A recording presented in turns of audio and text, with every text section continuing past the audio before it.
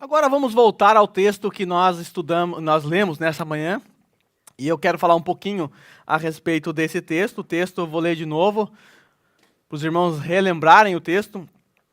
Nós vamos ver como é que o sola escritura deve nos influenciar. Será que o sola escritura é essa verdade absorvida pelos reformadores, essa verdade absorvida por Lutero e os demais? Será que essa verdade hoje de que a Bíblia tem que ser autoridade sobre nós, será que isso nos influencia de alguma forma? E nós vamos então olhar para esse famoso texto e vamos desfragmentar um pouquinho, tá? Não estou começando a pregar agora, tá? A impressão que dá que tudo isso aqui foi introdução. Ainda que eu seja tentado a expor esse texto nos seus mínimos detalhes, eu não vou fazer isso, porque já estou aqui há 45 minutos.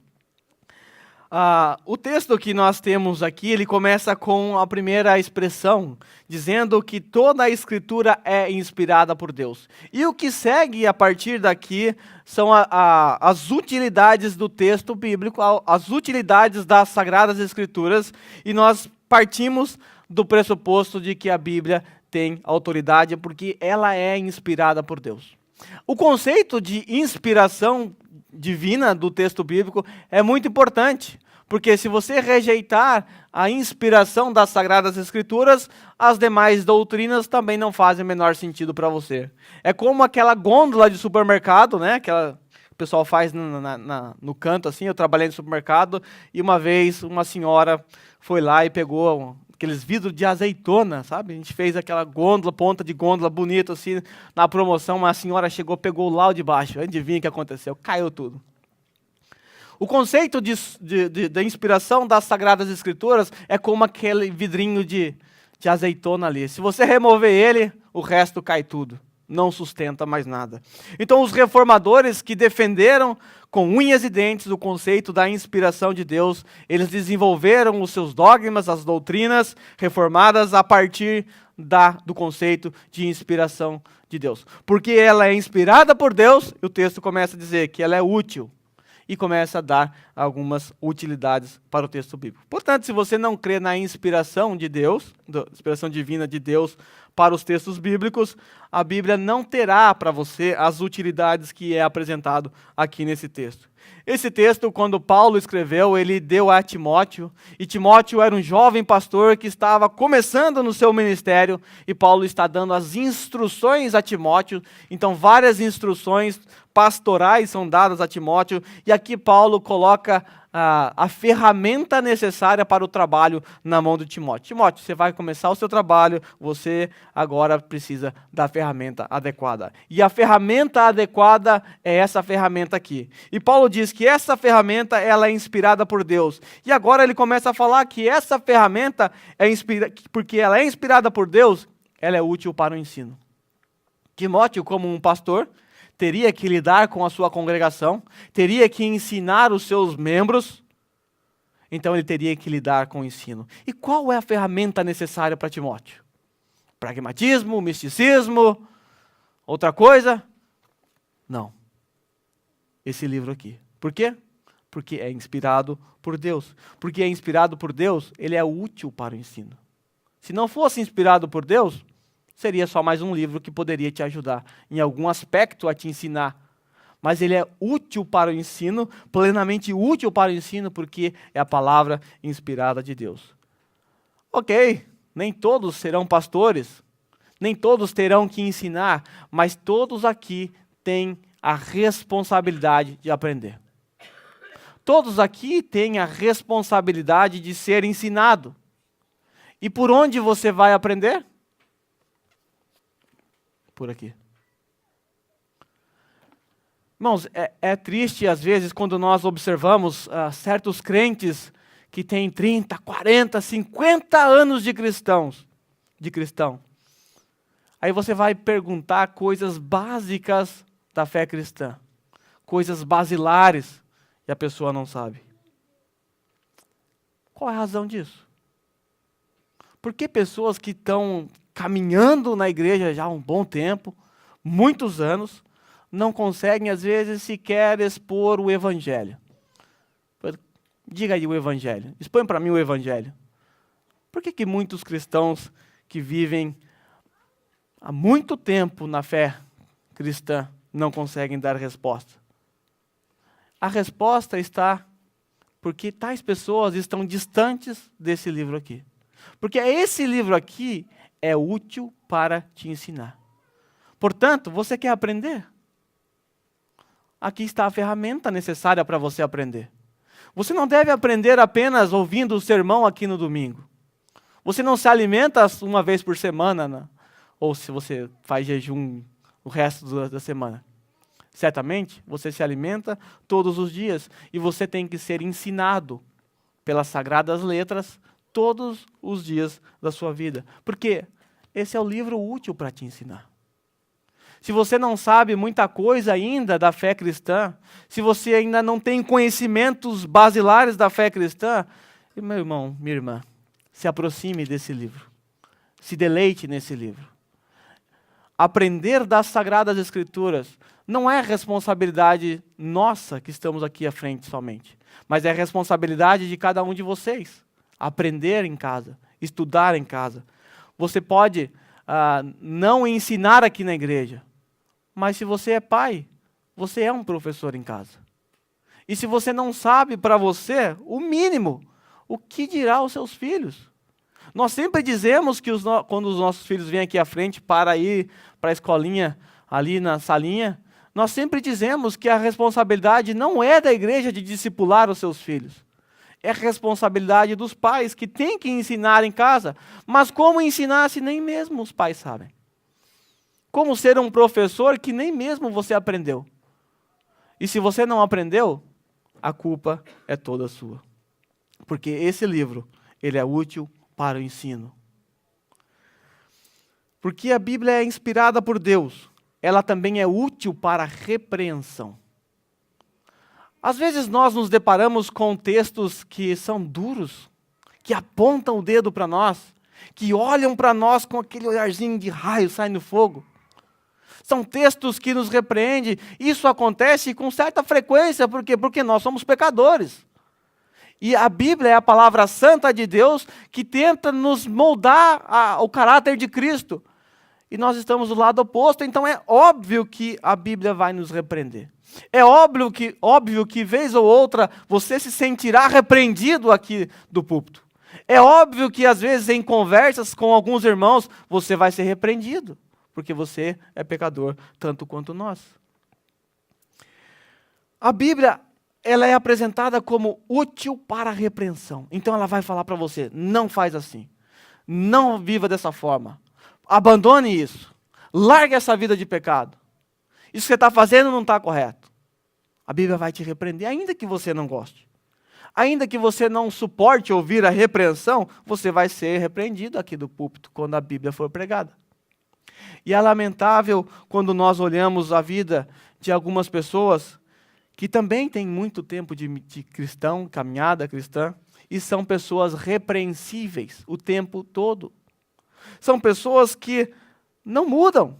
São pessoas que você repreende, e você repreende, e você repreende, e as mesmas atitudes permanecem. Sabe por quê? Porque tais pessoas estão distantes desse livro. Tais pessoas vivem no pecado e por causa disso estão distantes da Bíblia.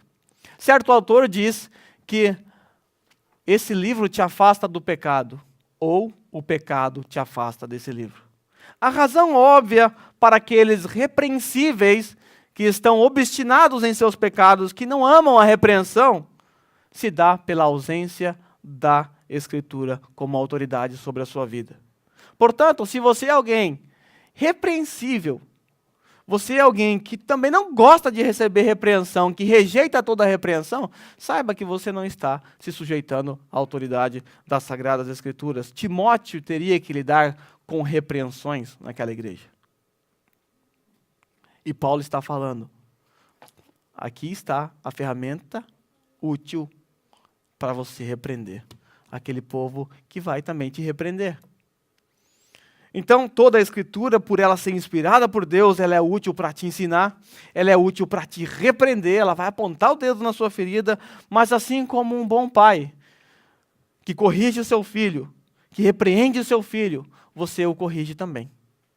A Bíblia não simplesmente aponta o dedo para você e fala, não faz isso. Seu miserável pecador, não faça assim, não ande assim. Mas a Bíblia também te dá as orientações de como é que você tem que fazer. Sabe quando o seu filho faz aquela arte que precisa de uma repreensão e você chega e dá aquela repreensão, ele fica olhando para você, depois você chega e fala para ele, agora você deve fazer assim. Não é dessa forma que você deve fazer. Você vai então corrigir o seu filho. E a Bíblia, ela é útil para corrigir. Ela não só aponta o dedo, mas ela mostra, você não deve fazer assim. Por outro lado, é assim que você deve andar. Ela apresenta a nós o parâmetro, ela apresenta a nós o molde, e esse parâmetro é a pessoa de Jesus Cristo. Ele nos corrige mostrando Jesus Cristo, que é o modelo de perfeição que temos nas Sagradas Escrituras. Quer ser irrepreensível? Seja corrigido olhando a sua vida e comparando ela com a vida de Cristo. Então, toda a Escritura ela é inspirada por Deus, útil para o ensino, para a repreensão, para a correção e útil também para a instrução na justiça. Essa instrução na justiça é a ideia da vida cristã que está por trás aqui. Ela te instrui a como viver a vida cristã de maneira digna. Outras versões trazem outra palavra no lugar de justiça, mas a ideia do texto é basicamente tratar das instruções necessárias para você viver uma vida cristã digna do Senhor que você diz que ama. Então, a Escritura, o sola Escritura, deve nos influenciar como? Nos ensinando, nos repreendendo, nos corrigindo e nos dando diretrizes para a vida cristã útil aqui nessa terra. Você quer mais? Você não precisa de mais nada. Você não precisa de misticismo, você não precisa de pragmatismo, você não precisa de tradicionalismo, você não precisa de experiência pessoal. A única coisa que nós precisamos é a única e suficiente palavra de Deus. Sola Escritura. Somente ela tem que ser a autoridade sobre você. Somente ela. E Paulo diz a Timóteo que toda a Escritura é inspirada por Deus, é útil para ensinar, para repreender, para corrigir, para instrução, e ele dá aqui a cerejinha do bolo, o resultado final desse bolo, para que o homem de Deus seja apto e plenamente preparado para toda boa obra. Paulo está dando a instrução a Timóteo, que era um pastor, que teria que estar preparado, teria que estar apto para realizar aquela obra que o Senhor havia concedido a ele. Então Paulo diz que para que ele se tornasse apto e plenamente preparado para essa grande obra, ele deveria crer que esse livro é inspirado e depender única e exclusivamente desse livro. Muitas pessoas, muitos cristãos, dizem que não se sentem aptos a servir no reino. Muitos cristãos dizem que não se sentem preparados para trabalhar no corpo de Cristo. Isso é muito comum ouvir. Aliás, se eu perguntar quem aqui se acha apto e preparado, eu acho que nem todos levantariam a mão. E a razão pela qual nós não estamos sendo aptos ou preparados para realizar essa obra está, sabe onde? Novamente? Distanciamento desse livro aqui. Quem vai preparar você para ser apto para realizar toda a boa obra não é o seminário. É esse livro aqui. Aliás, só temos seminários hoje porque a igreja fracassa no seu papel de ensinar esse livro aqui. Porque a igreja é um verdadeiro seminário para os cristãos, onde você deve aprender, onde você deve crescer. Então, se você quer ser alguém apto, alguém que quer servir, alguém que quer ser preparado para toda boa obra, debruce sobre a Bíblia Sagrada. Estude. Ela é a ferramenta necessária para toda a vida cristã, para toda a obra que você vier a realizar. Eu lembro que eu li um livro do John MacArthur, Nossa Suficiência em Cristo, e ali tem uma história, eu não lembro muito bem a história, os detalhes, eu vou contar com as minhas palavras. John MacArthur diz que havia um pastor que ia pregar numa outra cidade, muito distante da sua casa, e ele então pediu abrigo na casa de uma família.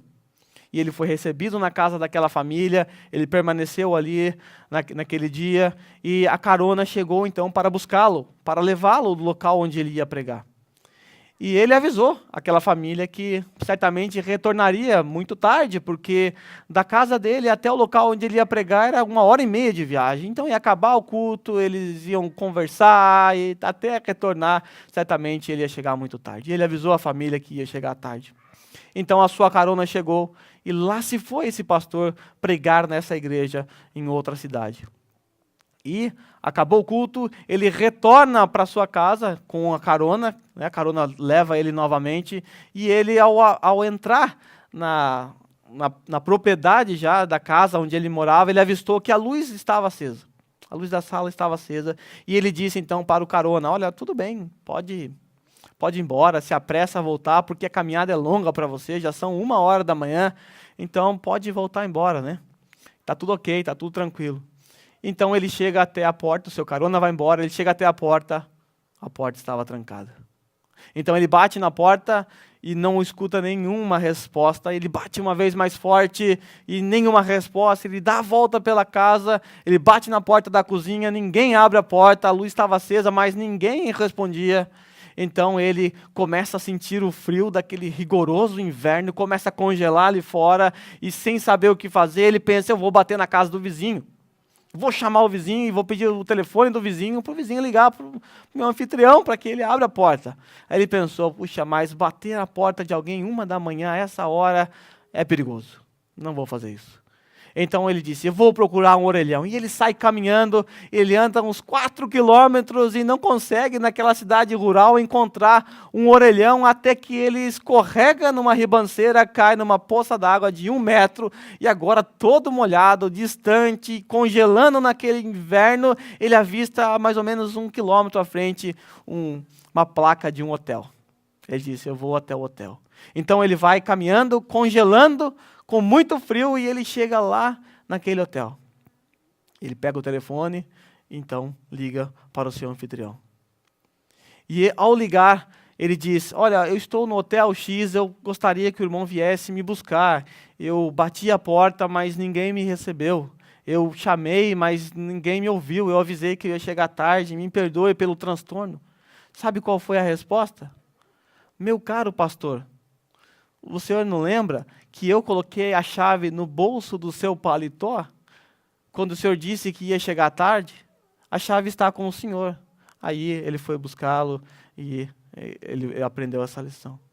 Nessa história toda, a Sagrada Escritura é essa chave que fica no nosso bolso, escondido ali, guardado, que algumas vezes a gente até esquece que está ali.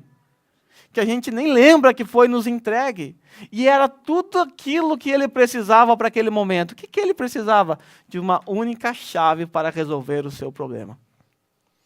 Por não ter essa chave em suas mãos, ele passou frio, teve que andar, estragou a sua roupa, e tudo isso por quê? Porque ele não atentou para aquilo que ele tinha. Ele já tinha tudo aquilo que ele precisava.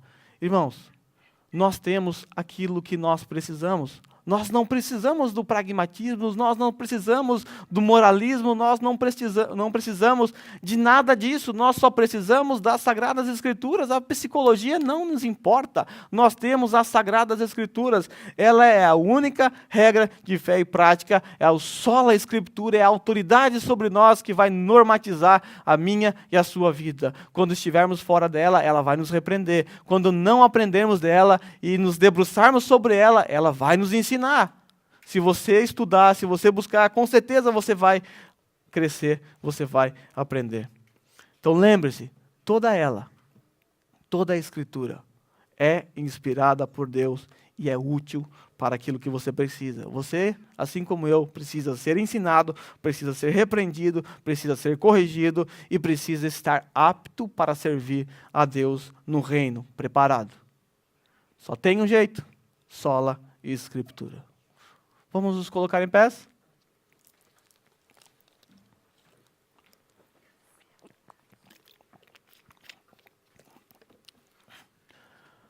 Com 15 anos, eu comecei a estudar teologia com um pastor que morava em frente de casa. E nos primeiros dias, ele fez uma oração, ele estava orando, e uma frase da oração desse pastor marcou minha vida, eu nunca mais esqueci.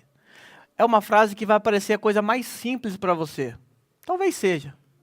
Mas naquele momento, quando eu ouvi aquilo, eu nunca mais esqueci, e aquilo ali passou a ser minha oração.